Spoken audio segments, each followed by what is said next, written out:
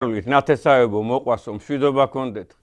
ყველაფერი იქნება კარგად. მე ძალიან დიდი იმედი მაქვს, რომ ყველაფერი იქნება კარგად ჩვენს ქვეყანაში, ჩვენს ერში, ჩვენს სამშობლოში, ჩვენს ენაში, ჩვენს დედა ეკლესიაში, ძალიან ბევრ სფეროში დავიდოთ გულზე ხელი, ხო აღმავლობის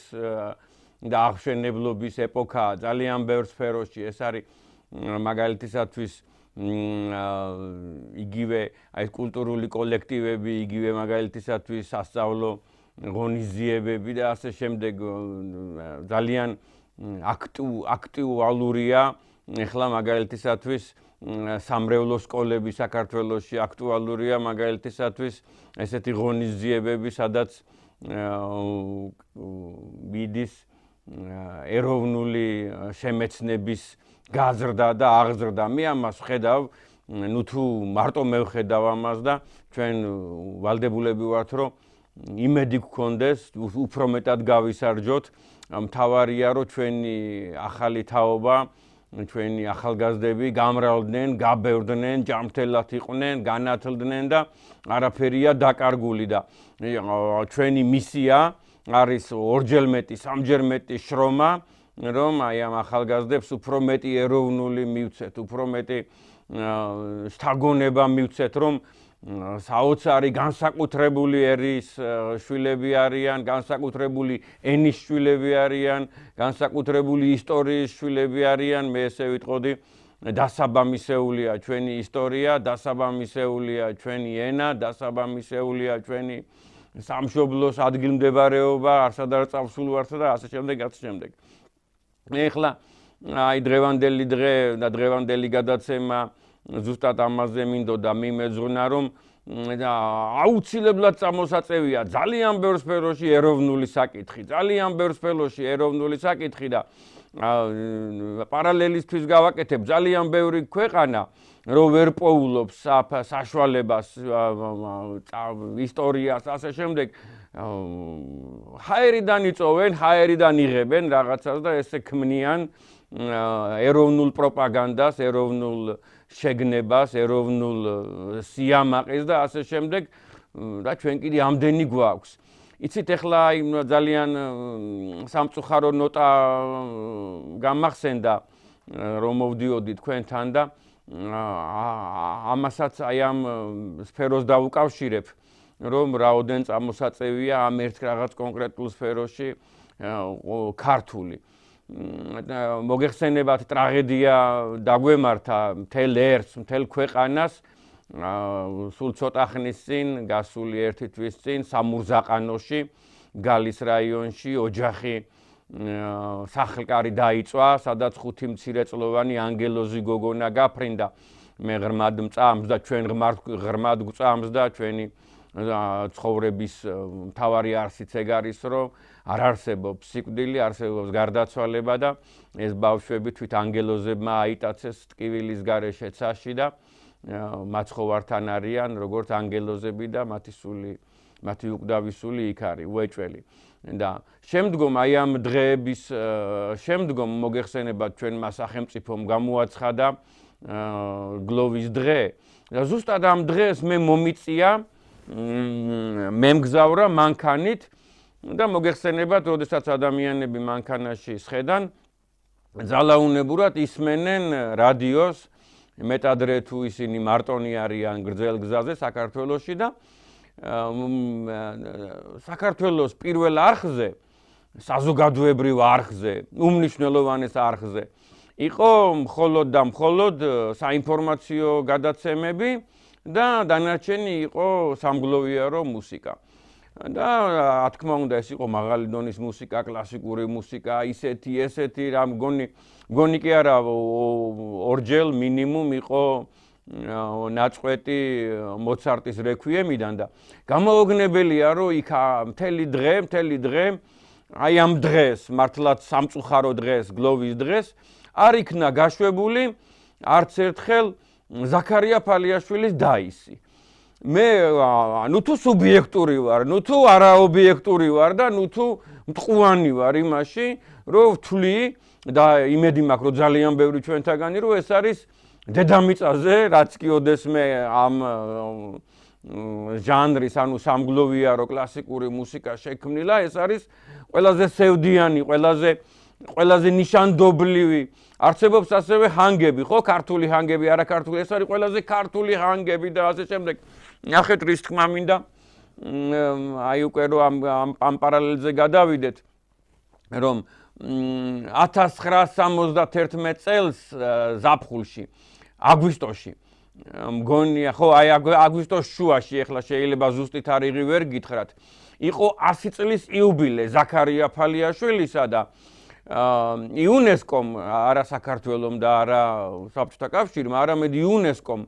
სთხოვა მსოფლიოს ყველა დედაქალაქს, ყველა ცენტრალურ რადიოსადგურს, რომ მწუხრისას, დაისისას, საღამოს გაეშვათ უვერტურა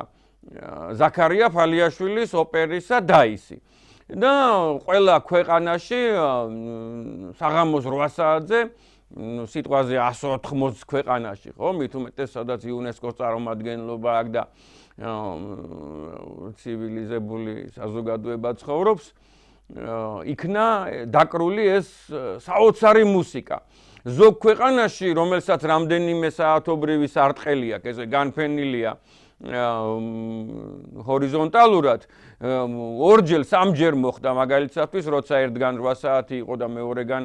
იმ დროს ჯერ არ იყო მწუხრი, 2 საათის მერე, 3 საათის მერე იქნა დაკრული და ამან გამოიწვია საოცარი აღელვება, გაოცება ხალხში, წარმოიდგინეთ, მის გნებავთ მუსიკალურ საზოგადოებაში, გნებავთ ჩვეულებრივ ადამიანებში, რომ ვინ არის, რა არის, რა მუსიკაა, საიდან არის აღებული, აი თურმე იყო უამრავი ზარი, გნებავთ იმ ქვეყნის, ჯერ იმ ქვეყნის რადიოსადგურში. მერე შესაბამისად იქიდან იუნესკოში და იუნესკო ეუბნეოდა, რომ აი საქართველოში, რომელიც არის ამჟამად საბჭოთა კავშირის ერთ-ერთი რესპუბლიკა, 1871 წლის აგვისტოში, აი ამ დღეს დაიბადა ქართველი კომპოზიტორი ზაქარია ფალიაშვილი და აი გამაოგნებელი იყო ეს, წარმოიდგინეთ ესეთი რამ ადამიანებისთვის, აი ამ ერთმა კარგად გამიგეთ, კიდე ერთხელ გეუბნევით, როგორ შეიხლა იმაში, როგორ ვიქნები სუბიექტური, რომ თქვა, რომ მოცარტზე დიდი კომპოზიტორია და მაგალითისათვის ნებისმიერ სხვა ადამიანზე, გენებავთ ბეთჰოვენზე დიდი კომპოზიტორია და ასე შემდეგ, მაგრამ ამ სფეროში, აი ამ ერთ კონკრეტულ შედევრში, რასაც აი დაისის უვერტურა ქვია, მით უმეტეს ქართველისთვის შეუდარებელია რა, კარგად გამიგეთ და ესეთი რაღაცები რატო უნდა იყოს ან დავიწყებული, ან მიჩქმალული, ან რაღაც ხო ხდებით, რის თქმა მინდა. ნახეთ ახლა ვინ არის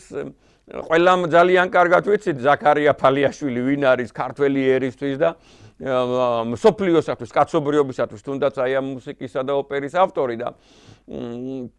ესეთი საოცარი ადამიანი იყო, ტრაგიკული ადამიანი, რამდენადმე არც თუ ისე დიდ ასაკში შვილი დაეღუპა ტრაგიკულად 15 წლის ვაჟი ირაკლი ღმერთმა აცხონოს მისი სული და ამან დათრგუნა, საოცრად დათრგუნა დიდი ზაქარია ფალიაშვილი და ხელი ჰქონდა აღებული შემოქმედებაზე, წარმოიდგინეთ, ხელი ჰქონდა აღებული შემოქმედებაზე და ტალანტს, გენიოს შეიძლება ითქვას ნომერ 1 საქართველოს ისტორიაში, მე ესე ვთვლი მომიტევეთ საოპერო ხელოვნებაში და მისი მეგობარი, ეს ერთი თაობის ხალხი არიან, წარმოიდგინეთ, ივანე ჯავახიშვილი, მისი მეგობარი ივანე ჯავახიშვილი სთხოვს, რომ წამოდიო ჩემთანო სოფელშიო, ხოვლე არის სოფელი კასპის რაიონში, ესე შეფენილია თრიალეთის ზეგანზე, მცირე კავკასიონზე, პოეტური ხედებია, ესეთი დიდებული გარემოა, დიდებული მსხმოიარობა აქვს ყველაფერს აბსოლუტურად. წავიდეთო, ზაფხულის პერიოდი იყო, თბილის გავცილდეთო და წავიდნენ დასასვენებლად შეიძლება ითქვას და საუბრობდნენ, რა თქმა უნდა, ახლა წარმოიდგინეთ რა საზოგადოებაა, ეს არის სოფელი ხოვლე, კიდევ ერთხელ გიხსნით, აი კასპის რაიონია, კასპის რაიონის უკიდურესი დასავლეთია, იქიდან ერთი ქედის მერე უკვე არის ატენის ხეობა. ეს შეიძლება ითქვას მდინარე თეძამის აუზია. იქით ატენის ტანას ხეობის აუზია და ერთხელაც რო სეირნობენ საღამო ხანს დიდი ივანე ჯავახიშვილი ერის მამა მეორე ილია ჭავჭავაძე ესე ვიტყოდი მე მოკრძალებით ისევ შეიძლება ვინმე შემომედავოს ერის წინაშე ნამდვილად მეორე ილია ჭავჭავაძეა განმანათლებელია და ივანე ჯავახიშვილი და ზაქარია ფალიაშვილი სეირნობენ სოფლის გზაზე და უცებ მოდის შორიდან საოცარი ხმა მოდის ურემი უღელი ხარი და მეურმე ურმულს მღერის რა გამოეპარებოდა დიდი ზაქარია ფალიაშვილის ყურს რა გამოეპარებოდა და ეგრევე დაიჭირა ეს საოცარი ხმები საოცარი შეიძლება ითქვას მელოდია საოცარი და ეს ალბათ გრძელდებოდა ეს ხმა ალბათ 2 წუთი 3 წუთი გამაოგნებელი სევდის მომგვრელი გამაოგნებელი რომ აი სევდა მოგვარა ისედაც დასევდიანებულ კაცს ზაქარია ფალიაშვილის და გაოცება დიდი ივანე ჯავახიშვილის და რომ მოუახლოვდა ეს მეურმე შეაჩერეს ცხადია დიდმა ივანემ და დიდმა ზაქარიამ ეს მეურმე და ცალკე ვინაობა გამოკითხეს და საიდან მღერი ხარო და საიდან მოგდისო ეს საოცარი ხმებიო ან ეს სევდია რატომ მღერი ხარო და იცით რა შვილი გარდამეცვალა ვაჟი გარდამეცვალაო ჯვარი აკაურობას ჯვარი ჩვენ ოჯახებს ჩვენ სამშობლოს ღმერთმა გადაარჩინოს ქართველი ახალგაზრდობა და ყველა ოჯახი მწუხარებისაგან მეტადრე ასეთისა ხო და შვილი გარდამეცვალაო 14-15 წლის ბიჭიო და აი ეს მამღერებსო ალბათო ესეთ სევდიან ხმაზეო და ესეთ სევდიან მუსიკასო და ეს იყო გარდატეხა ეს იყო თავიდან დაბადება ზაქარია ფალიაშვილისა და ამ ადამიანის შემართება რო ნახა, მაინც შრომა რო ნახა, მაინც ღვაწლი რო ნახა, იფიქრა რომ შეიძლება ეს უფრო ძლიერი მეურმეა, უფრო მშრომელი ადამიანია ვიდრე მე როგორც კომპოზიტორი და როგორც მუსიკოსი და როგორც მწერალი. ნოტების წერაც ხო წერა შესაბამისად და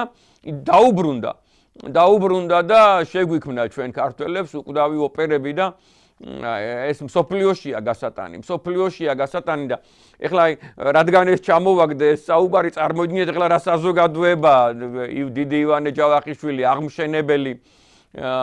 დედა უნივერსიტეტისა და საოპერო ხელოვნების სკოლის დამფუძნებელი შეიძლება ითქვას ზაქარია ფალიაშვილი და იქვე ეხლა რადგან უნივერსიტეტი ვახსენე იქვე არის სოფელი თვალადი ზოგადად მე სულ მინდა რომ ადამიანები დავპატიჟო, მოვიწვიო ქართლში, ქართლის გულში ადამიანები არიან მომიტევეთ, მაგრამ წარმოდგენა არ აქვს რა არის ქართლი, ჯერ არსი რა არის და მე შესაბამისად რა ფასეულობებია ქართლში და რა არის და დასათვალიერებელი ქართლში და რა საოცრებებს აღმოაჩენენ და იქვე არის სოფელი თვალადში ცხოვრობდა უკვე ასევე მეორე ამშენებელი, მართლა უკვე ფიზიკურად ამშენებელი დედა უნივერსიტეტისა ნიკო ცხვედაძე. ნიკო ცხვედაძე გაცილებით ასაკოვანია, მაგრამ რა თქმა უნდა თანამშრომლობდნენ და თანამებრძოლობდნენ ეგ და დიდი ივანე ჯავახიშვილი შეიძლება შემეშალოს ალბათ 1830-იანი წლების შუაში ილიას თანამედროვეა ალბათ ცოტა უფრო დიდი 1-3-4 წლით დიდი ნიკო ცხვედაძე ძალიან დიდი ადამიანი და იგი არის თვალადიდან და მის სახში დაიწერა იავნანამ რაქმნა მასთან იყო სტუმრად უკვე დიდი იაკობ გოგებაშვილი არის ვარიანელი მოგეხსენებათ ხო და ვარიანიც საოცარი სოფელია მადლიანი აი როგორც წვიმა ხანდახან ეგრე მოდის ყვავილების ხილის ყვავილების ფოთლები და გამოოგნებელი სილამაზეებია ხოლმე მოგეხსენებათ ეს სოფელი ლიახვის ხეობაა და მიმდებარეთ არის და თვითონ რადგან ლიახვის ხეობა ვახსენე თვითონ ნიკო ცხვედაძე ცხინვალელია ცხინვალთან არის პატარა სოფელი დამავიწყდა სახელი ანუ ცხინვალე შეიძლება თქვას რომ ცხინვალელი ანუ ეხლა ცხინვალელობა და გორელობა და კასპელობა წარმოდგენისათვის ვიტყვი რომ იგივეა რაც მაგალითად საბურთალოველობა, ვერელობა და ვაკელობა ეს ერთმანეთში რო არის ხშირ შემთხვევაში შერეული და გადარეული და აი ესეთი ხალხი ცხოვრობს წარმოვიდგინე და ესენი ფიქრობენ, ოცნებობენ, გეგმავენ და ესენი აშენებენ დედა უნივერსიტეტს თავიდან გადაწყვეტილი იყო ილიაც დიდი მონაწილეა ეხლა რო ვეუბნები ადამიანებს რომ ილიაც დიდი მონაწილეა დედა უნივერსიტეტის შექმნისა, აშენებისა და ასე შემდეგ უყვირთ არა ვერ წარმოუდგენიათ მე მინდა ყველას უთხრა რომ ეს თავიდან იყო დაგეგმილი როგორც გამოცხადებული როგორც სათავადაზნაურო სკოლა და თუმცა ყველა თითოეული ფიქრობდა რომ ეს უნდა გამხდარიყო უნივერსიტეტი ქართული უნივერსიტეტი და მე წარმოვიდგინეთ რომ უკვე გადაწყდა რომ ეს ქართული უნივერსიტეტი უნდა იყოს და უკვე შენობა არსებობს პროფესორები არსებობენ და რამე თქვენ ვერ წარმოვიდგენთ რა წინააღმდეგობები წამოვიდა პეტერბურგიდან მოსკოვიდან თბილისიდან სამეზობლოდან იქიდან ვერ წარმოვიდგენთ რა წინააღმდეგობები წამოვიდა მაგრამ დაძლეული იქნა თქვენ აი აქედან ივანე ჯავახიშვილისა და პეტრე მელიქიშვილისა და ნიკო ცხვედაძისა და აი ამ გუნდისაგან და ზემოდან კიდე აუცილებლად ღმერთისაგან დავით აღმაშენებლისაგან წმინდა გიორგისაგან დიდი თანადგომა თორე ეს ვერ შედგებოდა ან შედგებოდა ისე როგორც ახლა სახელს და გვარც არ სახელმწიფოებს არ დავასახელებ 30-40 წლით დააგვიანეს ინსტიტუტების და მეტადრე უნივერსიტეტის დაფუძნება და შექმნა გარშემო 100 კილომეტრში 150-ში 200-ში 300-ში 400-ში 500-ში აი ესე წარმოვიდგინეთ თბილისიდან უკვე სხვადასხვა სახელმწიფოებია სხვადასხვა ერებია სხვადასხვა ქვეყნებია და ნიკო კეცხოველი წამოვსა და ნიკო კეცხოველზეც უნდა ვთქვა ორი სიტყვა ისიც გორელი კაცი ისიც ქართველი კაცი საოცარი ადამიანი ხო და ნიკო ცხვედაძე წარმოვიდგინეთ თვითონ ხომ მშენებელი იყო ზედამხედველი იყო ფონდს განაგებდა და სამუშაოთა მწარმოებელი იყო ხშირ შემთხვევაში და ასე შემდეგ რა საოცარი ღვაწლი გასწია ნიკო ცხვედაძე ამასთანავე დიდი ისტორიკოსია დიდი პუბლიცისტია დიდი გეოგრაფია ასე შემდეგ და იცნობდა 1000 მუშას იცნობდა პირადად და 500 მეურმეს იცნობდა პირადად წარმოიდგინეთ და მეურმეები წარმოიდგინეთ იქიდან რომ აი ნიკო სკოლას აშენებს თბილისში ეს როგორი საოცარი შემართება იყო იცით ეს ერმა აშენა ერის აშენებულია ხშირ როგორც სამება ერმა აშენა და დიდი შანსია რომ იქ ერთი აი საჭრეთელი ვისაც ქონდა და იქ კარებებზე რომ ჩუქურთმებია გამოჭრილი მისი წვლილი გაცილებით უფრო დიდი იყოს ვიდრე ზოგიერთი დიდი შემომწირველისა ხო და გაახაროთ ღმერთმა ყველამ ეს წაში იწერება და შთამომავლობა ამაზე დგას და ამაზე ცხოვრობს შემთხვევაში შესაბამისად ეხლა უკვე ვახსენეთ იაკობ გოგებაშვილი თვალაჩი რო წერს იავნანამ რაქმნა იმის ეხლა ბავშვობაში რო ისწავლება ერთხელ და მე კიდე კაი კინო არსებობს და კიდე კაი სპექტაკლები იდგმევა ძალიან მიხარია მაინც მაგრამ ეს გაცილებით უფრო ცოცხალი უნდა იყოს კარგად გამიგეთ რა გაცილებით უფრო ცოცხალი უნდა იყოს იავნანამ რაქმნა იგივე ვაჟა-ფშაველაშვილის ნუკრის ამბობი უნდა იყოს ისეთივე ძლიერი პერსონაჟი როგორც ახლა ძალიან ბევრმა იცით თქვენ და როგორც მაგალითად ბემბი არის ხო მსოფლიოს ყველგან არის სადაც არ უნდა შეხვდეთ ეგრევე ხვდებით რომ ეს არის ბემბი უოლტ დისნეის შემოქმედების ერთი საოცარი გმირი ხო იქაც ნუკრი აი და იავნანამ რაქმნას პერსონაჟები უნდა იყოს უამრავგან ეს ქართველი ძეების ოჯახი მათი ოჯახის ზოგან პატარა ძეგლები ზოგან პატარა ბარემ იქიდან ამოღებული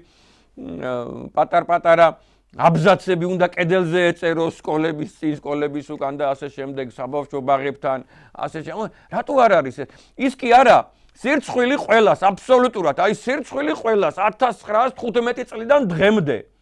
ყველა მთავრობას ყველა მინისტრს რომ საქართველოში არ დგას იაკობ გოგებაშვილის ძეგლი აი იაკობ გოგებაშვილი ხო დგას ილია ჭავჭავაძის გვერდით გინდა პიროვნულად გინდა ღვაწლით რაღაცა ჩამოუვარდება ცხადი ახლა ილიას ყველა ჩამოუვარდება მაგრამ ღვაწლით აი მხარებამდე ხო წდება თუ ვინ მეწვდება, ეს არის წეღარო ვახსენეთ დიდი ივანე ჯავახიშვილი, იაკობ გოგებაშვილი და ესეთი ადამიანები. რა თქმა უნდა, ეხლა ილია მაინც დადებდა სასწაულს, მაგრამ როგორი მოქმედებდა, ისე რომ რო არ ყოლოდა წერა-კითხვის გამავრცელებელი საზოგადოების წევრები და დედაენა რო არ ქონოდა. დედაენა რო არ ქონოდა დაწერილი, აი ია რო არ ქონოდა აღმოჩენილი, გადმოტანილი და ჩვენთვის მოცემული იაკობ გოგებაშვილს. არ არის იაკობ გოგებაშვილის ძეგლი. თქვენ არ შეგეშალოთ, არა, თქვენ არ შეგეშლებათ, მაგრამ ზოგი ერთს მაინც გაუჩნდება ეხლა ეს როგორ არ არის. სულ სხვა რამეა ბიუსტი და სულ სხვა რამეა ძეგლი და სულ სხვა რამეა მონუმენტი. ხო ხდებით რის თქმა მინდა, ეს არის ზოგან ეხლა მაგალითად გორში მესამე სკოლის წინ გორის მთავარ ღირსშესანიშნაობად რო ითვლება, რაც იაკობ გოგებაშვილს შეეხება, დგას აი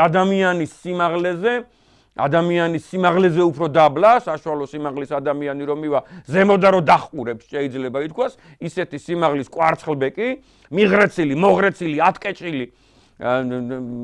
დაბალი კვარცხლბეკი და იქ ადამიანის ნატურალურ თავზე უფრო მცირე ზომის პატარა ბიუსტი დგას, ესე მხრებს ზემოთ იაკობ გოგებაშვილისა. ასეთივე ბიუსტი დგას, ოდენ ბიუსტი დგას ვარიანტში. აბა ეხლა კიდე სად გავიხსენოთ? გაახარებთ ღმერთმა ჩვენმა გმირმა ზუგდიდელებმა, ეხლა ალბათ 1-5 წელია, ხო? შეიძლება 6 წელია, 7 წელია დადგეს დიდებული ასევე ბიუსტი. და ვერავინ რა ვთქვა, ვერ გაბედა, ვერ შეეჭიდა, ფული ვერ გაიმეტა. თუ რას დავაბრალო, ვერ ახვდები იაკობ გოგებაშვილის ძეგლი არა გვაქვს საქართველოში. აღარ ჩამოვთვლი ვისი ძეგლები დგას რა. იაკობ გოგებაშვილი ღმერთმა აცხონოს, იაკობ გოგებაშვილი საოცარი ადამიანი, მე ამას ეხლა ზოგან სხვისგან ვიცი, იაკობ გოგებაშვილს შეუძენია ბატინკები, შიპლეტები, როგორც იქ მითხრეს, შიპლეტები, ხო და ეს არ არის ბარბარიზმი, ციტატაა. ხო და მაშინდელ გოლოვინის გამზირზე გამოვიდა და რომ დაინახეს ამ უდიდეს ადამიანს, მწერალ ადამიანს, ქველმოქმედ ადამიანს, ახალი იაკობ კარგია, ახალი შიპლეტები, კარგია, ახალი ბატინკები, ესე დასცინოდნენ, რომ ამ კაცმა თავს უფლება მისცა და ახალი ფეხსაცმელები შეიძინა და ისე დაითრგუნა თურმე ეს ადამიანი, რომ მეორე დღეს ისევ ძველი ფეხსაცმელები ეცვა. და დაკრძალეს იგი 1915 წელს დიდუბის პანთეონში. დიდუბის პანთეონში დაკრძალეს და მოგეხსენებათ, მე რა რთული ეპოქა იყო, ეხლა 20-იანი წლები, მე 30-იანი წლები,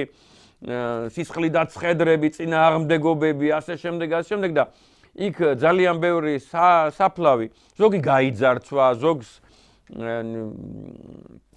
კარტეხილმა გადაუარა, არ ვიცი რა მოხდა და რამოდენიმე საფლავი წაიშალა, წარმოგიდგენიათ? და 30-იანი წლების ბოლოს საკითხი დადგა, რომ უნდა დიდი იაკობი გადასვენებულ იქნას მთაწმინდაზე. და მთაწმინდაზე რომ უნდა გადაესვენებინათ დიდი იაკობი დაიწყეს და ყველამ თქვა რომ აი აქ არის, მაგრამ ზუსტი ადგილი სამარისა ვერ იპოვნეს. წარმოგიდგენიათ, 10-15 ადამიანი მონაწილეობდა აი ამ კვლევაში, ძიებაში და ასე შემდეგ და ზოგმარა მონაცემი დადო, ზოგმა ისეთი და ესე ნელა დაიწყეს ამისი ძებნა და ეს რაც შეეხება ზუსტი ადგილისა. და მერე გამოჩნდა ესეთი ადამიანი და ესეთი ამბავია, რომ კაცი ყვება გვარი დამავიწყდა, აუცილებლად დავაზუსტებ და დავწერა ამ გადაცემის გამოქვეყნების შემდგომ დაბლა კომენტარში, რომ ადამიანი იხსენებდა, რომ მე პატარა ბიჭუნა ვიყავიო, რომ გარდაიცვალაო იაკობ გოგებაშვილიო და მამაჩემო სოფლიდან ახალდაბა მიკერებული არის ვარიანზე. ახალდაბიდან ჩამომიყვანაო მამაჩემაო, რომ დაკრძალვაზე ყოფილიყავით, რომ დაკრძალესო იაკობ გოგებაშვილიო და იაკობ გოგებაშვილი რო იყო ჩასვენებულიო განსასვენებელშიო, სასახლეშიო, მამამო ზურგზე შემომისვაო, რომ იმდენი ხალხი იყო, რომ დაბალი ვიყავიო და ჭყლეტაში არ მოყოლილიყავიო და ესე კისერზე ვეჯექიო მამასო და ზემოდან დავყურებდიო მის სუდარასო და ქარმა სუდარა გადაფრიალაო და თვალხილულად დავინახეო, რომ კანჯ გახრეტილი ფეხსაცმელებიო და დახეული წინდები ეცვაო. იაკობ გოგებაშვილი ეს არ ამოვაო ჩემი შტაბ-ეჭდილებიდანო და მართლაც როდესაც გახსნილ იქნა საფლავი და მოხდა ესგუმაცია და გადმოსვენებული იქნა იგი სადაც საჭირო იყო და სადაც აუცილებელი იყო და სადაც უნდა იყოს ეს დიდი ადამიანი, ეს არის მთაწმინდის პანთეონი, ნახეს და მართლაც აი დახეული ფეხსაცმელებს რა გახრწნიდა შესაბამისად და დახეული ფეხსაცმელებით ჩავიდა ეს ადამიანი სამარეში. ეს ძალიან მარტივად რა ვთქვათ, მილიონერი ადამიანი, აი მილიონების მშოვნელი დღევანდელ ფულზე აი ესე მოკრძალებულა ცხოვრობდა და ეს იყო უდიდესი ქველმოქმედი. საოცარი ქველმოქმედი. წარმოიდგინეთ, საქართველოში ახლა თქვენ შეგიძლიათ ნახოთ, ბუკინისტებშიც იყიდება და ინტერნეტშიც არის შესაბამისად ეგრეთ წოდებული თავიდან გამოცემული ბრჭყალებში რეპრინტი იაკობ გოგებაშვილის დედაენისა, ეს სამი წიგნი, ერთი აგურისფერია, მეორე ღია აგურისფერია, თხელი და მესამე ღია შაბიამნისფერია, სამი ტომი, რომელსაც უკან აგვერ ზუსტად ისეთია, როგორიც იყო, როგორიც გამოდიოდა 1800-იანი წლების დასაწყისში და 1900-იანი წლების დასაწყისში 1800-იანის ბოლოს და იქ არის ესეთი საოცარი ტირაჟები, წარმოედგინეთ, საოცარი პირველი გამოცემა, მეორე გამოცემა, მესამე გამოცემა, მეხუთე გამოცემა, ყდით აემდენი 8 კაპიკი, ყდის გარეშე, ყდით 20 კაპიკი, ყდის გარეშე 15 კაპიკი, თუ ბითუმად აიღებთ ამდენი, ამათვის სრულიად უფასოა, ამათვის ესე და ასე შემდეგ და ასევე არა მარტო დედაენის ავტორი იყო, ეხლა ზოგს გონია რომ μόνο დედაენა დაწერა, ამან უდიდესი ისტორიკოსია, წარმოიდგინეთ, ძალიან გთხოვთ, წაიკითხეთ მისი ისტორიული საღვთო ისტორია, ესეთი წიგნი. მაგალითად, რუკის შემდგენია საქართველოს რუკის, მანამდე შეიძლება ითქვას, აი ვახუშტის მერე რუკა თითქმის არ დგებოდა და ეს ერთ-ერთი დიდი წევრია ილია ჭავჭავაძის გუნდისა, საისტორიო ჯგუფისა. იქ იყო ასევე ძალიან დიდი ადამიანი, ძალიან დიდი ისტორიკოსი, დიმიტრი ბაქრაძე, ალექსანდრე ხახანაშვილი. უამრავი, ეხლა ეს სხვა თემებზე გადავედი ეხლა შესაბამისად და იაკობ გოგებაშვილის ღვაწლი აი თავიდან არის ამ მოსაჩხრეკი და სანახავი და აი ეს უდიდესი მდიდარი ადამიანი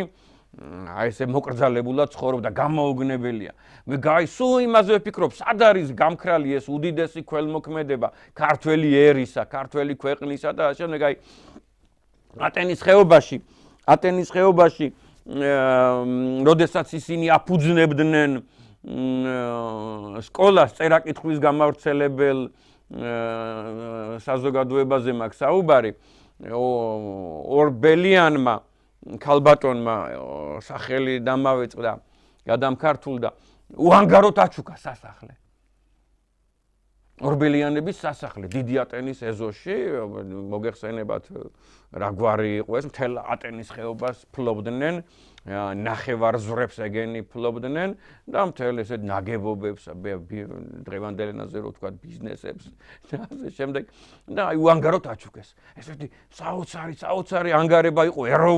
ეროვნული საქმისთვის და დღეს თითო როლ აიძებნება. მე ახლა ერთმა სკოლა დააფუძნა ძალიან დიდი ეროვნული კაცია და მე ვიცი მისი ქველმოქმედება. შეიძლება კიდე არის 3-4 ადამიანი, მაგრამ ის რომ 10,000 ადამიანი დღეს ანგარების აი არაფერს არ იღებს, ანგარების სრული მაგალითია და ქველმოქმედებაზე არაფერს არ იღებს, ეს უკვე ყველანი შევთანხმდი და ძალიან განვიცდი. ეხლა ატენის ხეობა ვახსენე და ატენის ხეობაზეც რა ვთქვათ, რომ მაგალითად აი ადამიანები რო აი ყველაფერს რაღაცას აღმოაჩენენ, ეს როგორ გვიხარია ჩვენ რომ ჩამოდის გნებავთ დიდი ადამიანი, უცხოელი ადამიანი, გრანდიოზული ადამიანი ჩამოდის და აღმოაჩენს აქ ახალ სამყაროს, სხვა დედამიწას და აღარაფერზე აღარ ფიქრობს, მარტო აქაურობაზე ფიქრობს, ასე მაგალითად ატენის ხეობაში ჯადოსნური ღვინოა, ხილიც ატამით ჯადოსნურია, საოცრად წყალით ჯადოსნურია, მაგრამ ხედები ჯადოსნურია, ციხესიმაგრეები ჯადოსნურია, მაგრამ განსაკუთრებით ჯადოსნური არის ღვინო თავკვერი. და იყო ჩამოსული ესეთი ძალიან დიდი ადამიანი ლევ ლანდაუ, აკადემიკოსი, ნობელიანტი, ფიზიკოსი, გენიოსი. იყო ჩამოსული თბილისში. და შესთავაზეს დაალევინეს ფიზიკოსი, ნობელიანტი, რუსი, გასპაზინ დაუ ესე მიმართავდნენ. უიშვიათესი იყო მაშინ სსრკ-ში ესე მიმართვა გასპაზინ დაუ და თბილისში ერთ-ერთ ღონისძიებაზე მან მიირთვა ღვინო თავკვერი. ეგრევე განაცხადა რომ ეს სადაც მოდისო, იქ ჩამიყვანეთო და ჩამოიყვანეს სოფელ ატენში. სოფელ ატენში ჩამოიყვანეს და მობრძანდა იგი ღვინის ქარხანაში. ისეთი გამაოგნებელი ისტორიული არტეფაქტებით სავსე ღვინის ქარხანა. მე ვამბობ რომ არის და ზოგი ამბობს რომ იყო რაღაც გადამოკეთება მიდის იქ და ბოლო დიდი გვირაბია რომელსაც ვერავინ ვერ დაანგრევს ეს დიდი ღრმა გვირაბია 107 მეტრიანი ღვინის საცავი სადაც ზამთარ ზაფხულ ერთ და იგივე ტემპერატურაა +9 და ერთი წვით აი ამ გვირაბში აი ამ საცავებში ამ შემდეგ მიიყვანეს ეს ადამიანი და ამ ადამიანს თითო ყლუპი ორ-ორი ყლუპი თითო ჭიქა გამასინჯეთო საუკეთესო ღვინოები ყველა გემოვნური თვისებები აინტერესებდა თურმე და წარმოვიდგინეთ ახლა იქ აკადემიკოსებიც არიან და უდიდესი თანამდებობის ადამიანებიც არიან და 1 2 3 ჩვეულებრივი თანამშრომელიც არის ამ ღვინის ქარხნის და 20 ადამიანის მოგონება ამაზე და სამმა რომ მომიყვა სამივემ სხვადასხვანაირად ნუ ახლა თითქმის ერთნაირად მაგრამ მაინც ამ ადამიანმა სხვადასხვა ინტერპრეტირებით მომიყვა ეს ამბავი და გაასინჯეს ერთ-ერთი არის ესეთი ღვინო ატენური. მე ატენურს ვეძახი და რა ვქნა ახლა ზოგი ეძახის ჩინურს და მე მგონია რომ ეს ატენშია დაბადებული, ყველა მიცის რომ ატენშია დაბადებული და ატენური უნდა ერქვას რა, კარგად გამიგეთ. ზოგი ამბობს რომ არა ატენური უკვე როცა ბუკეტი გამოდის ამდენი და ამდენი შეფარდებითო, გორული მწვანისო და ჩინურისო, ის არისო ატენურიო და ატენური უნდა იყოს ის ეგრეთ წოდებული ჩინური, ანუ ჩინებული, ანუ საჩინო, ანუ გამოჩინებული და ასე შემდეგ. ეს არის თვალის ჩინივი ღვინო, ჯადოსნური ღვინო და რო გაასინჯეს ეს ღვინო, წარმოვიდგინეთ მისთვის გახსნეს ყველაზე დიდებული დალუქული ერთ-ერთი ავზი და მაგალითად 1000 ლიტრიანი სიტყვაზე რა. ხო და რო გახსნეს ერთი ჭიქა რო დალია, დიდებული ღვინო არისო, საოცარი ფერი, გემო, მაგრამ რკინის გემო აქვს, კაცი ამბობს, რკინის გემო აქვს რა. ანუ ფერუმის პირდაპირი გაგებით რა, ჟანგის გემო აქვს, მოდით ესე ვთქვათ რა. ეგრა მაგის პასუხია და აუცილებლად მიირთვით რომ გაიგოთ რას ნიშნავს რკინის გემო, სურამში არის რკინის წყარო, საოცარი ესეთი ფერი გემო ასე შემდეგ, სამართლა რკინის გემო აქვს. ხო და არა გამორიცხულიაო, ყველამ შეიცხადა როგორ შეიძლება ეხლა რომ ღვინოს რაიმე სხვა გემო კონდეს გარდა ბუნებრივი გემოებისა და ასე შემდეგ და ნუ კაი მე სხვა გაასინჯეს წარმოვიდგინეთ მოიხიბლა 5-6 ღვინო დალია მაგრამ განსაკუთრებით თქვა რომ ეს თავკვერი არის საუკეთესო ღვინო რაც მე ცხოვრებაში გამისინჯავსო და თქვა რომ თურმე ეს მისი მეორე საქმე იყო მეორე სიყვარული იყო ეს რომ ღვინოების დეგუსტაცია იყო მისი ჰობი ცხოვრების და ასე შემდეგ და მერე რო გავიდა წარმოვიდგინეთ რაღაც პერიოდი ვთქვათ 1 3 თვე 4 თვე და ის ღვინო ის დიდებული სანაქებო ღვინო რო ჩაიცალა პირველი ატენური თეთრი თვით შამპანიზირებადი საოცარი გემოს ღვინო რო ჩაიცალა ხოი საოცრება ფსკერზე ეგდო ესეთი ბჭყალებში ზუბილა ანუ რკინის ლურსმანი რომლითაც ესე აჭედებენ ხშირ შემთხვევაში როგორც დიდი ნუ ლურსმანია ისა პირდაპირი გაგებით როგორც ჩაქუჩით რო დაარტყა ლურსმანიც ეგეთია ხო ზუბილა ნეტა როგორ არის ქართულად ზუბილა რკინის დიდი სარჭია წარმოვიდგინეთ მაინც დავაკონკრეტებ და აღმოაჩინეს ფსკერზე ესეთი 10 სანტიმეტრიანი 1 სანტიმეტრის დიამეტრის რკინის წვეტიანი ნივთი და გაოგნდნენ რომ ამ ადამიანმა ახლა ჩვენ ვსავდითო ამას ორი თვეო ატენელებიო გორელებიო თბილისელებიო დეგუსტატორებიო ლოთებიო დამწყებებიო და ვერავინ ვერ აღმოვაჩინეთო და ამ ადამიანმა როგორ აღმოვაჩინაო მართლაც გაოგდნენ რომ მართლაც რკინის გემოს მიზეზი იპოვნეს და მერე ამ აკადემიკოსმა ლევ ლანდაუმ შესაბამისად თქვა რომ მე ვეხლაო სრული სერიოზულობით რა თან ერთგან კი არა სამგან თქვა წარმოიდგინეთ იქ გზაში ადგილზე თბილისში აეროპორტში ალბათ გამგზავრების წინ რომ მე ვეხლაო აი ბოლო ჩემს საქმეებსო მივალაგებო მოვალაგებო გადავთ უკვე ასაკში იყო დიდი ავარია ქონდა გადატანილი და თავიდან დაბადებული იყო და ამებს ყველაფერს თავს ვანებებ ხო ანუ ფიზიკას მეცნიერებას და ასე შემდეგ და მოვდივარ საქართველოსშიო და აქ უნდა ვიცხოვრო თბილისშიო, მცხეთაშიო და გორშიო და ატენშიო. ესეთი გადაწყვეტილება ქონდა, ნუ არ დასცალდა, მე დაახლოებით ალბათ 6 თვეში გარდაიცვალა, მაგრამ აი ესეთი გეგმით იყო ადამიანი, წარმოგიდგენიათ და ეგრაპ ამანიცით რა გამახსენდა, რომ ლევ ტოლსტოი რო გარდაიცვალა, ჯიბეში უპოვეს ბილეთი, ერთი გზა რომ მოემგზავრებოდა ვლადიკავკაზში და ვლადიკავკაზში რომ მოემგზავრებოდა ეს წალსახად იმას ნიშნავს რა რკინიგზით მოემგზავრებოდა იმ ეპოქაში ხო და ეს წალსახად იმას ნიშნავს რომ შესაბამისად იქიდან უკვე ფაეტონებით თუ სხვადასხვა საშუალებებით უნდა ჩამოსულიყო თბილისში უეჭველი ახლა იქ ერთი დღეც არ გაჩერდებოდა ვლადიკავკაზში კარგად გამიგეთ რა თვალსაჩინო უეჭველი იგიც მოდიოდა ცხოვრების დასასრულებლად საქართველოში და ეს ძალიან ბევრთვის ოცნებაც არის კარგად გამიგეთ ვინც აღმოაჩენს საქართველოს რა ვინც აღმოაჩენს საქართველოს აი ისეთ რაღაცას აღმოაჩენენ ხოლმე ეს დიდი გენიოსი ადამიანები რო ხდებიან რომ აი კაცობრიობის ჭიპია მაგალითად აქ და საწყისია და ფუძეერია ფუძეენა ზოგი ამას მალავს ზოგი ამას ებრძვის მაგრამ რას წაუვა ჭეშმარიტებას წინ ვერაფერი ვერ დაუდგება და ყველაფერი გაიხსნება ყველაფერი გაცხადდება ფიზიკოსისა და ამ საქართველოს ხსენებაზე და განსაკუთრებულობის ხსენებაზე გამახსენდა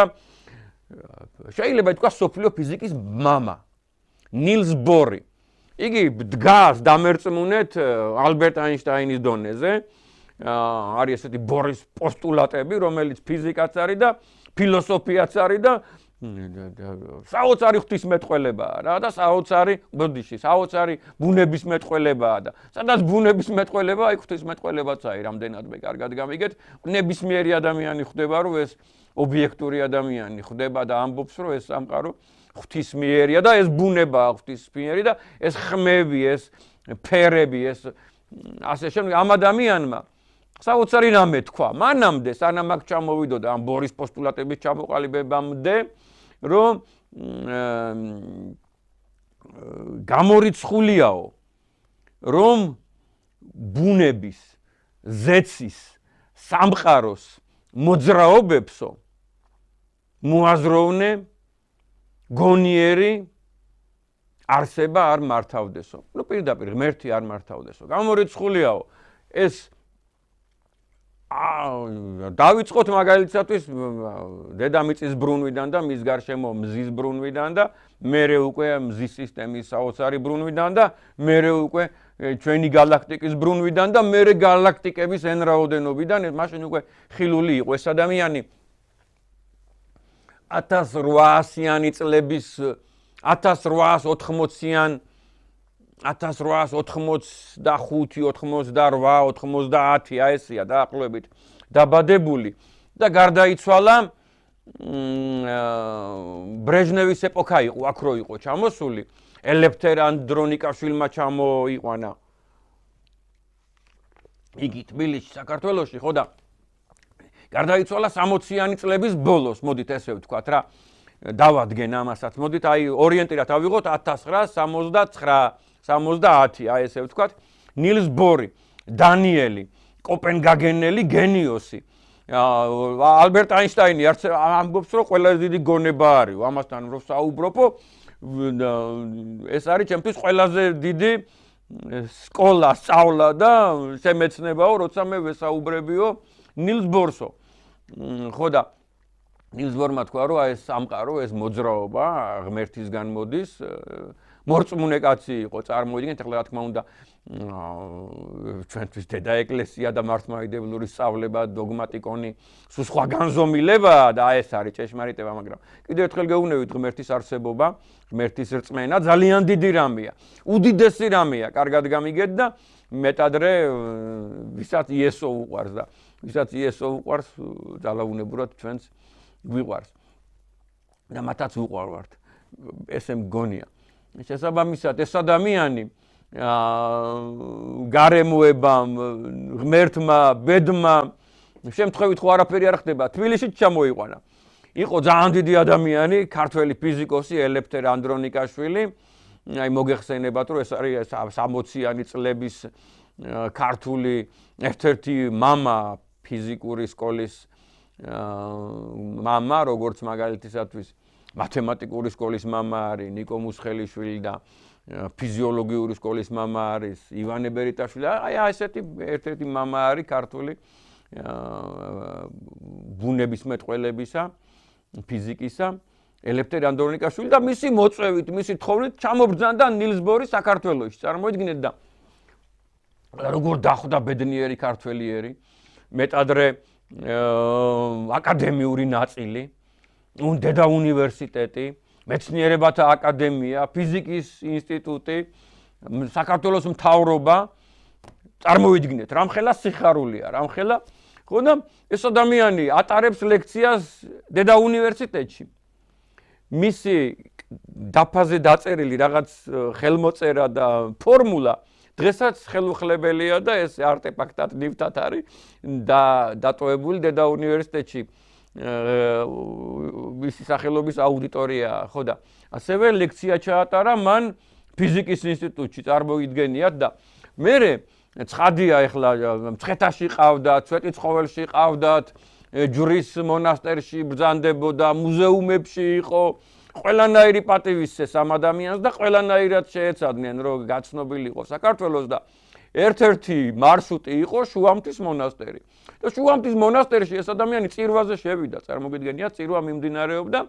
ყოველ შემთხვევაში რაღაც ღონისძიება და იქ იდგა იმ მომენტში ღვთელი. შეიძლება წირვა არ იყო და პარაკლისი იყო რაღაც და შევიდა და ეს შესაბამისად სანთელი აქვს დანთებული, წარმოიდგინეთ შუამთის მონასტერში და მერე რომ გამოვიდა, როდესაც სამზადისი დაიწყო უკვე გრძელი სუფრის შუამთაში და სუფრა იშლება ქართული, დიდებული, თან აკადემიური და თან პურადი,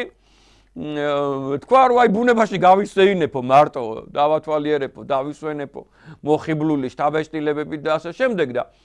მიმდებარე მოგეხსენებათ მეჩხერ ტყეში შევიდა. და დედა უნივერსიტეტის სტუდენტები, ფიზიკის ფაკულტეტის, სულ სხვა გზიდან, სულ სხვა მიმართულებით, სულ სხვა ორგანიზებით, წარმოიდგინეთ, მათ არც იცოდნენ სიტყვაზე, რომ იმ დროს იქ იყო ბორი, ნილს ბორი, არიან იგივე ადგილას, ეხლა რაღაც ალბათ ვთქვათ, სიმბოლურად 9 კილომეტრი გაიარა სეირნობს ნილს ბორი და ტყეში შედან დედა უნივერსიტეტის ფიზიკის ფაკულტეტის სტუდენტები წარმოგიდგენიათ და საუბრობენ ბორის პოსტულატებზე რა. ეხლა ბორის პოსტულატები ისეთივე აუცილებელი სასწავლია ფიზიკოსისთვის უნივერსიტეტში, მაგ სპეციალობის ადამიანისთვის, როგორც მაგალითისათვის სკოლაში ვსწავლობდით სიტყვაზე ნიუტონის კანონს. ხო ხდებით რა დონეა, რა ფაქტორია. და საუბრობენ წარმოგიდგენიათ ახალგაზრდები, სტუდენტები, ქართველები, მეორე, მესამე კურსელები სიტყვაზე ბორის პოსტულატებს და ამ დროს ტყიდან გამოდის ცოცხალი ნილს ბორი. ესეთი საოცარი ამბავი მოხდა ამას ყველა მოგიყვება. ცოცხალი ადამიანები არსებობენ, აი ამის შემსწრენი არსებობენ, უამრავი კაცო. 1 და 2 არა, ღმერთმა დიდი ხანი აცოცხლოს ყველა მაგალითისათვის 68 წელს რო ადამიანი იყო აი 50-იანი, 49-იანი, 48-იანი, ვინც არის 1947 წელს, 48 წელს დაბადებული, ამას შეესწრო ისეთ ასაკში 22, 23, 25 წლისა. და მერე ეს ახალგაზრდები ხო გაოცდნენ, ჩაეხუტნენ, მოეფერენ იქ ზოგმა ინგლისური იცოდა ცხადია და შესაბამისად ისაუბრეს ტყეში გაოგნდა ნილს ბორი საერთოდ გაოგნდა რა ეს მოდით იმას შევადაროთ ფრანგი მეცნიერები რო გადმოდიან ყაზბეგში და უცებ ალექსანდრე ყაზბეგი რო ეუბნევია რომ აქ ყველა მწყებსმაო ფრანგულიო უნაკლოდ ვიცითო და გაოგდნენ ხო წარმოგიდგენიათ მყინვარწვერის კალთებზე მწყემსი ესაუბრება ფრანგულად და უხსენებს ონორე დე ბალზაკს და შატობრიანს. აი ესეთივე გამოუგნებელი იყო ნილს ბორისათვის. რა თქმა უნდა, მე ნილს ბორი კი მიხვდა რომ სტუდენტები არის ის, მაგრამ მაინც როგორია კავკასიაში ზოგს რო ველური ქვეყანა გონია და ბარბაროსებად რომ მოგვიხსენიებენ თავხედები ან უვიცები. შესაბამისად ეს ადამიანი ნახულობს ტალანტ, გენიოს ბავშვებს ტყეში. და მე სუფრაზე, როდესაც ეს გრანდიოზული სუფრა იშლება, კახური, ქართული, აკადემიური ნილს ბორი სადღერძელოს ამბობს. გამაოგნებელ სადღერძელოს ამბობს, მე უკვე მოგახსენეთ, რომ 60-იანი წლების ბოლოა და უკვე არსებობს ავტომატიკა, ინფორმატიკის პირველი ნაბიჯები, წარმოგიდგენიათ, აი პროგრამირების პირველი ნაბიჯები არსებობს, თქვენ ალბათ გახსოვთ, ესეთი პატარა ფურცლები იყო ხოლმე სიტყვაზე 1980-იან წლებში და დახვრეტილები იყო, ბევრი, აი როგორც ლოტოს კარტს რო შევადარეთ, ასე ვთქვათ, ხო არ არის უცხო სიტყვა კარტი. ლოტოს ბარათს რო შევადაროთ და ზედ რო იყვეს მილიმეტრ ნახევრიანი დიამეტრის 150, 200, 190 ბურთულა. ესე რაღაც თანამიმდევრობით, ისეთი თანამიმდევრობით, რომ ჩვენ ვერ დავადგინეთ, მაგრამ პროგრამისტმა რაღაც დაადგინა და ამას ესე ფურცელს შეაცურებდი დიდ გრანდიოზულ კომპიუტერში, ასე ვთქვათ და იქიდან რაღაც პროგრამული ღონისძიება გადმოდიოდა, რა ვიცი, სწორად ჩამოვაყალიბე თუ არა, არ ვიცი და წარმოდგა ნილს ბორი სუფრაზე და თქვა, რომ თქვენ ქართველებიო ხართო ის ძალიან დიდი ადამიანებიო, რომლებიცო რაღაც ჟამსო ადამიანების მიერ შექმნილ დრაკონებს შეებრძოლებით და მათ დაამარცხებთო. შუამთის მონასტერში ბუნებისმეტყველების მამა და მორწმუნე მეცნიერი მოგეხსენებათ კლიმენტი ალექსანდრიელის ფორმულა და ღმერთის მეგობრის ტოლფასია მორწმუნე მეცნიერი ადამიანი მეგობარია ღვთისაო იგი ამბობს აი ესეთ რაღაცას გვეუბნება ქართველებს რომ მოვა დრო როდესაც თქვენ შეებრძოლებით და დაამარცხებთო ადამიანებისვე მიერ შექმნილ დრაკონებსო იგი ალბათ 60-იან წლებში უკვე რო ხედავდა პირველ ხელოვნურ ინტელექტს, უკვე რო ხედავდა მის დადებით და უარყოფით პოტენციურ მხარეებს, აი ესეთ რაღაცას გვეუბნება. გვიტოვებს ქართველებს ესეთ საოცარ კოდს, წინადგრძნობას და ვინიცის რა მისიაა ჩვენზე კაცობრივ, ჩვენზე რო უდიდესი მისიებია კაცობრიობის წინაშე, თუნდაც ის რო ფუძეერის სახე შემოგვენახა, თუნდაც ის რომ ფუძეენის არსი შემოგვენახა და თუნდაც ის რომ ფუძეერის მამული არ მიგვეტოვებინა და კვალი დაგვეტოვებინა, წარუშლელი კვალი დაგვეტოვებინა, რომელზედაც ღვთისწყალობით ისტორიაც, რეალური ისტორია, ჭეშმარიტი ისტორიაც მეტყველებს და ქვებიც ღაღადებენ, როგორც ილია მართალმა თქვა, ეს არის ჩვენი დიდი დანიშნულება. ჩვენ ღმერთმა გააძლიეროს ქართველიერი, ღმერთმა გადაარჩინოს ქართველიერი, ღმერთმა აღორძინოს ქართველიერი, მე მინდა უმორჩილესად გთხოვოთ თქვენ, აი ჩვენ თაობას, რომელნიც თან შეიძლება ითქვას, რომ საოცარი შემართების ხალხი ვართ, რამე თუ სიბერე ჯერ კიდე შორს არის. და ამასთანავე კაცნი გქვია უკვე ასაკით, თანამდებობრივად, სახით, შემოქმედებით, შესაძლებლობებით, აი ვინც 50 წელს გადავწდით და ჯერ ისევ ორივე ფრონტზე ვართ, ახალგაზრდულზეც, ძველგაზრდულზეც უკვე. შესაბამისად, ჩვენ ყველანი დამნაშავეები ვართ, რომ ჩვენი ახალგაზრდობა ესეთი ინერტულია, დაოჯახებაში, გამრავლებაში ძალიან ინერტულია. რამე მოვიფიქროთ ხალხო, გემუდარებით რამე მოვიფიქროთ. აუცილებლად ვისთანაც ხმა მიგიწვდებათ, ვთხოვეთ, მოსთხოვეთ, შეაგულიანეთ. აი მე ყველას აბსოლუტურად რა შემიძლია, მაგრამ ყველას აბსოლუტურად და ვთხოვ, ყველას ვაგულიანებ, ყველას მხარდაჭერას ვპირდები, რომ გამრავლდნენ. კიდე ერთხელ ვამბობ, არაფერია დაკარგული, ოღონდ ჩვენი შვილები გამრავლდნენ, გაბევრდნენ და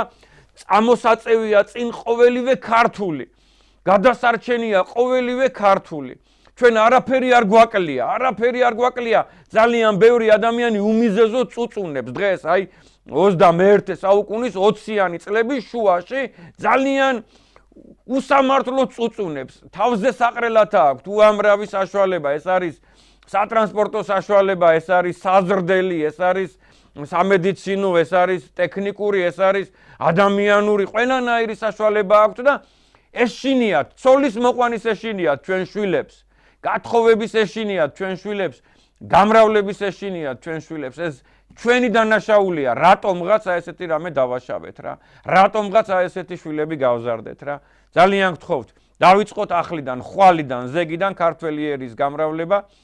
თქვენ შემოგევლოთ. მეც ნებისმიერ საქმეში დაგეხმარებით, შემოგეხიდებით. თქვენი ერთგული მეგობარი ნუგზარ ვანიშვილი, სოფელი ატენიდან, ტექნიკური უნივერსიტეტიდან, სადაც ცხოვრობ, ყველა მიცის ახლობლებმა, მეგობრებმა გვერდში მიგულეთ. მშვიდობა გქონდეთ, ძალიან დიდი მადლობა. ღმერთმა დალოცოს ქართველი ერი.